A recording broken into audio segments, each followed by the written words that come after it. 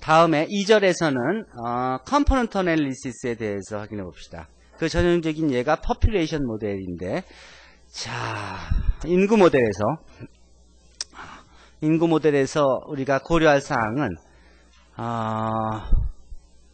인구는 출산율 그리고 사망률에 의해서 이제 전체 인구 수가 결정되는데, 그리고 그 인구 중에서 실제로 우리가 고려 대상에 삼아야 될 주요한 그런 카테고리가 이 경제 활동 인구, economically active한 population. 대개 이게 이제 사람의 경우에는 15세에서 64세를 생산 연령 인구라고 하는데, 이제 요 그룹이 실제 고려 사항이 됩니다. 이 외에는 이제 children이 있고, 그 다음 retired people이 있죠. 근데 대부분의 중요한 그 요인들은 다 여기서 생산돼서 그것을 이제 갖고 투자하고, 또 나중에 그 배려하고 또 베네핏을 제공해야 될 모든 소스가 기본적으로는 이 경제활동 인구에서 나오기 때문에 대개 이 부분이 중요한 역할을 하죠.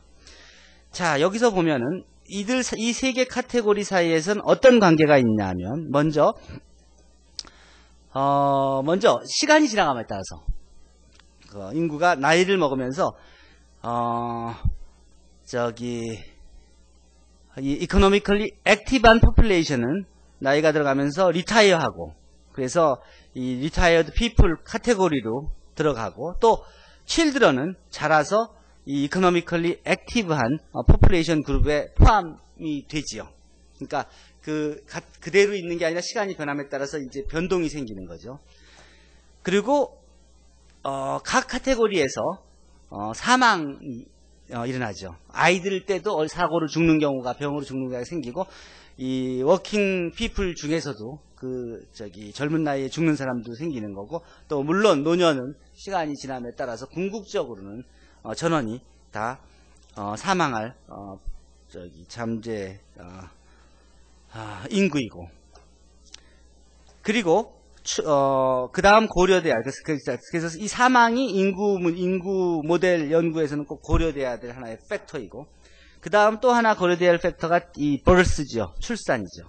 출산은 children이 나는 것도 아니고, 또 노년 인구가 낳는 게 출산을 하는 게 아니기 때문에, 이 working people이 서로 결혼을 해서 아이들을 출산하게 되죠. 그러니까 출산은 여기서만 이루어지죠. 자, 그렇게 되면 이런 팩터들을 가지고 모델을 한번 생각해 봅시다. 모델을 생각하기 위해서 우리의 주어진 상황을 표로 만들어 본다면, children 그룹이 있고, 경제활동 인구 그룹이 있고, 또 노년 그룹이 있다 그러면, 각각 사망을 하면서 인구가 좀 줄어들고, 그리고 이 경제활동 인구가 결혼을 해서 아기를 낳으면서 children의 숫자가 좀 더 늘어나고 하면서, 요 남은 인구들이 합쳐져서 그래서 이제 토탈 인구가 되겠죠. 시간이 흘러가면서. 요것을 여기다 수치를, 조건을 한번 줘봅시다. 아이들이 매 1년 동안 성장해서 경제활동 인구가 되는 아이들의 비율이 전체 아이들 비율 중에 6.6%라고 하고, 그리고 경제활동 인구 중에서 매년 2%가 리타이어 한다고 하고, 그리고 어린아이들의 사망률은 0.1%고, 그리고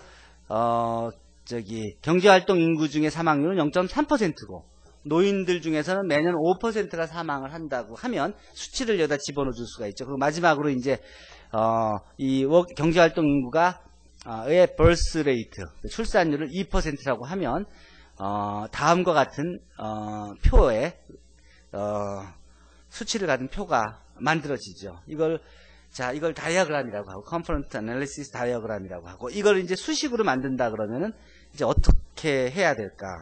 먼저 조건은 이걸 갖고 엑셀로 일단 그냥 모델을 만들어 봅시다. 아이들의 그 사망률, 경제활동 사망률을 집어넣고, 또 출산율, 그 다음에 또 경제활동 인구의 이제 늘어나는 비율, 또 리타이어에서 줄어드는 비율을 다 고려해서 조건들을 먼저 다 집어넣어주고, 그 다음에 연차별로 기준 이제 이니셜 인구를 제공하면, 그래서 엑셀 표를 일단 만들어 놓읍시다.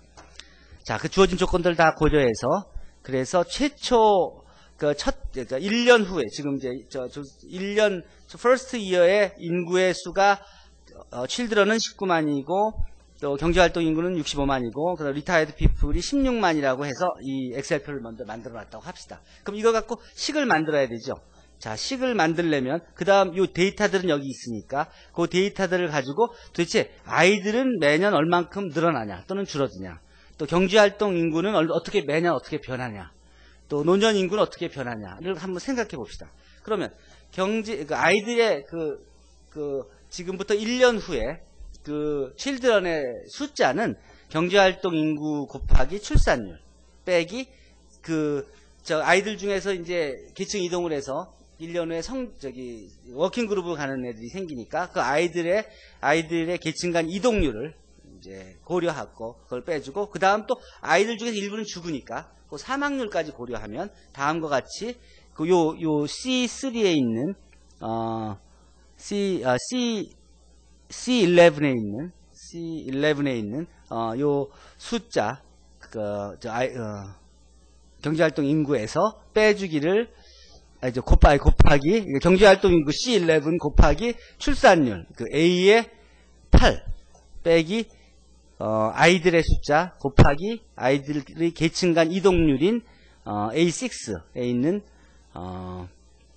0.066 그걸 곱해주고, 그리고 또 빼주기를 B11 아이들의 숫자 곱하기 아이들의 사망률 해주면 그게 바로 아이들의 변화 1년 후에 아이들의 숫자를 구하는 공식이 되는 거죠. 자, 그렇게 짜고, 경제활동 인구도 마찬가지로 아이들 곱하기 아이들의 계층 간 이동률 해서 빼주기를 경제활동 인구 곱하기 경제활동 인구의 계층 간 이동률, 리타이어하는 사람 빼주고, 그 다음 또 그 경제활동 인구의 죽는 숫자를 빼주면 식을 만들면 그 식을 이렇게 칠 수 있죠. 집어넣어 주죠. 그리고 여기 달러를 줘갖고 이제 앞에 있던 자리를 끌어올 수 있게끔 조정을 해주면, 노년 인구도 마찬가지로 경제활동 인구 해서 이동률과 그 다음에 유입되는 인구하고 그 다음에 이제 그러니까 이건 고려하고 그 다음 사망률을 고려해서 표를 만들죠. 자, 그럼 표를 만들어 놓고 그러고 엑셀을 돌려보면은 이제 첫 해에 이렇고 둘째, 셋째를 같은 식으로 쭉 구해보면 표를 만들 수가 있죠. 그럼 표가 인구가 어린애 숫자가 이런 정도로 죽고 워킹 그룹이 생산 경제활동 인구도 그에 따라 조금씩 줄어들고, 노년 인구가 조금씩은 비교적 크게 줄어들지 않고 약간 늘어나다가 이제 스테이블해지는 이런 상태로 인구가 궁극적으로는 조금씩 줄어드는 걸 느낄 수 있겠죠. 왜냐하면 실제 지금 어린애들이 좀씩 줄어들고 있기 때문에 1년 후에 변화를 볼 수 있죠. 그거를 이제 인구 비율로 본다면 지금 첫 해에는 어린아이들이 스테이블한데, 노년 비율이 굉장히 작았는데 시간이 점점 지나가면서 출생 비율들은 어린애 비율은 비슷한데 절대 숫자는 줄어들지만 비율은 비슷하게 남는데 노년층의 비율이 늘어나는 걸 볼 수 있죠. 그러니까 인구를 예측할 수 있죠. 그러니까 이 데이터만 갖고도 이 표를 볼 수가 있는 것이죠. 그거를 이제 실제로 모델링을 한번 해봅시다. 수식을 한번 만들어 봅시다. 수식을 만들어 보면 children이 있고 워킹 그룹이 있고 retired people이 있는데 요거 각각 n년도 안에 있는 children의 숫자를 cn, 워킹 그룹의 n년도의 남 인구를 wn, retired people의 n년도의 인구를 rn이라고 하고, 매년 동안 변하는 수치를 델타 x 이렇게 준다고 하면, 그러면 델타 cn은 여기 이제 오타가 있었어요. 그러니까 워킹 그룹의 몇 퍼센트에서 그러니까 출산율이죠. 출산율. 그리고 여기서 이제 워킹 그룹으로 이동되는 인구를 빼고, 또 죽는 인구를 빼고, 그리고 그 다음에 워킹 그룹의 변화는 children에서 유입되는 인구에서 리타이어하는 피플 빼고, 그 다음에 또 죽는 인구를 빼면 남게 되겠죠. 그럼 리타이어된 피플은 워킹 그룹에서 유입되는 인구에서 또 죽는 인구를 빼면은 변화량만큼이 되겠죠. 이 변화량을 고려해서 식을 만들면 이런 식이 될 거고, 이런 식을 이제 리니어 시스템 오브 이퀴션을 바꿔놓으면 이렇게 바뀌어지겠죠. 그러니까 이 연립장정식을 이제 풀면 우리가 원하는 답을 구할 수 있겠죠. 이 연립장정식 푸는 거는 여러분들이 선형대 수학에서 배웠으니까 언제든지 할 수 있겠죠. 자, 이것이 기본적으로 그로스 모델의 의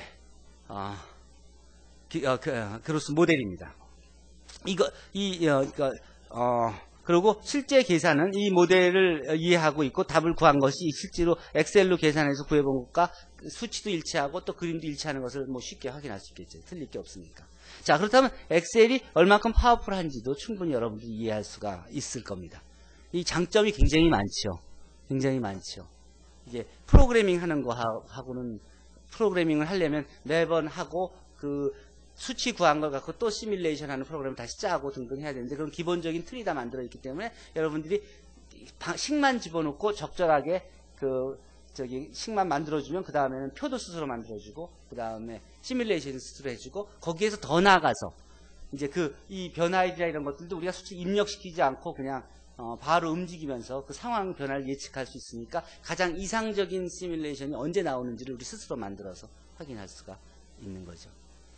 자, 그러니까 이런 단순한 모델에서 수학적 모델에서 식을 만드는 과정 도 여러분들이 쉽게 이해할 수 있고 그것을 실제로 엑셀을 이용해서 그래서 모델링을 하고 또 시뮬레이션 하는 것이 현실적으로 가능하다는 걸 확인할 수 있었을 겁니다. 자, 질문 있습니까?